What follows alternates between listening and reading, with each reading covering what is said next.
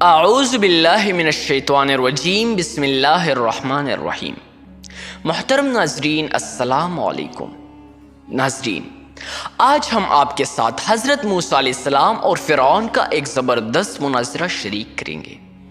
جس میں آپ کو یہ اندازہ ہو جائے گا کہ فرعون کس قدر جھوٹا اور مکار آدمی تھا۔ تو ہمارے ساتھ رہیے اور ویڈیو کا پورا ملاحظہ کیجیے۔ ناظرین، فرعون نے دوران گفتگو میں موسیٰ علیہ السلام پر جو یہ طعن کیا تھا کہ تو نے ہماری یہاں تربیت پائی ہے اور میں تیرا مربی ہوں، تو اس کے معنی صرف اسی قدر نہیں تھے، بلکہ اس کے تہ میں وہ عقیدہ کام کر رہا تھا جس کی شکست و ریخت کے لیے حضرت موسیٰ علیہ السلام مبعوث کی گئے تھے، یعنی سلطنت مصر کا بادشاہ صرف بادشاہ ہی نہیں سمجھا جاتا تھا، بلکہ راہ یعنی سورج کا اوتار مانا جاتا تھا، اور اس لیے فرعون کے لقب سے ملقب تھا۔ مصریوں کے عقیدے میں تربیت کائنات کا معاملہ راہ یعنی دیوتا کے سپرد تھا، اور دنیا میں اس کا صحیح مظہر شاہ مصر یعنی فرعون تھا۔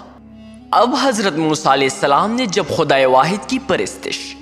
اور دیوتاؤں کی پوجا کے خلاف آواز بلند کی اور فرمایا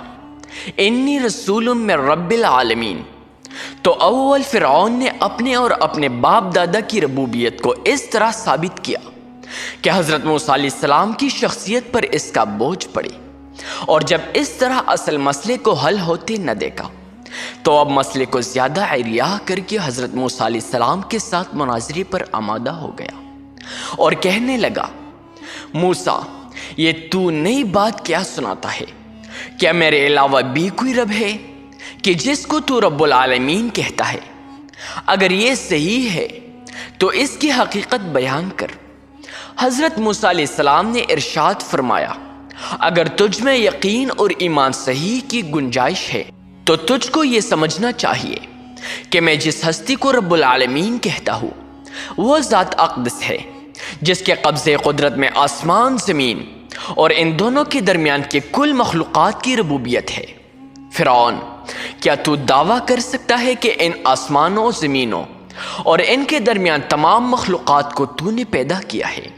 یا ان کی ربوبیت کا کارخانہ تیرے قدرت میں ہے؟ اگر نہیں اور بلا شبہ نہیں تو پھر رب العالمین کی ربوبیت عام سے انکار کیوں؟ فرعون نے یہ سنا تو درباریوں کی جانب مخاطب ہو کر تعجب اور حیرت کا اظہار کرتے ہوئے کہنے لگا، لا تستمعون، کیا تم سنتے ہو؟ یہ کیسی عجیب بات کہہ رہا ہے۔ حضرت موسیٰ علیہ السلام نے فرعون اور اس کے درباریوں کی اس تعجب اور حیرانی کی پرواہ نہ کرتے ہوئے اور اپنے سلسلے گفتگو کو جاری رکھتے ہوئے فرمایا، رب العالمین وہ ہستی ہے جس کی ربوبیت کے اثر سے تیرا اور تیرے باپ کا وجود بھی خالی نہیں ہے، یعنی جس وقت تو عالم وجود میں نہ آیا تھا تو تجھ کو پیدا کیا اور تیری تربیت کی، اور اسی طرح وہ تجھ سے پہلے تیرے آبا و اجداد کو عالم وجود میں لایا اور ان کو اپنی ربوبیت سے نوازا۔ فرعون نے جب اس مسکت اور زبردست دلیل کو سنا اور کوئی جواب نہ بن پڑا تو درباریوں سے کہنے لگا، مجھے ایسا معلوم ہوتا ہے کہ یہ جو خود کو تیرا پیغمبر اور رسول کہتا ہے مجنون اور پاگل ہے۔ محترم ناظرین، حضرت موسیٰ علیہ السلام اللہ رب العالمین کے حکم کے مطابق برابر شیر کلام، نرم گفتاری اور رفق و لطف کے ساتھ فرعون اور اس کے درباریوں کو راہ حق دکھاتے اور رسالت کا فرض ادا فرماتے، اور فرعون کی تحقیر و توہین اور مجنون جیسے سخت الفاظ کو خاموشی کے ساتھ برداشت کرتے ہوئے اس کے رشد و ہدایت کے لیے بہترین دلائل اور مسکت جوابات دیتے رہے۔ بہرحال مختلف مجالس میں مکالمات کا یہ سلسلہ حضرت موسیٰ علیہ السلام اور فرعون کے درمیان جاری رہا۔ فرعون حضرت موسیٰ علیہ السلام اور ہارون علیہ السلام کے روشن اور پرصداقت دلائل سن کر اگرچہ پیچ و تاب کا تھا، مگر لاجواب ہونے کی وجہ سے کوئی صورت نہیں بنتی تھی کہ موسیٰ علیہ السلام سے رستگاری حاصل کرے۔ وہ خوب جانتا تھا کہ میری ربوبیت کی بنیاد اس قدر کمزور ہے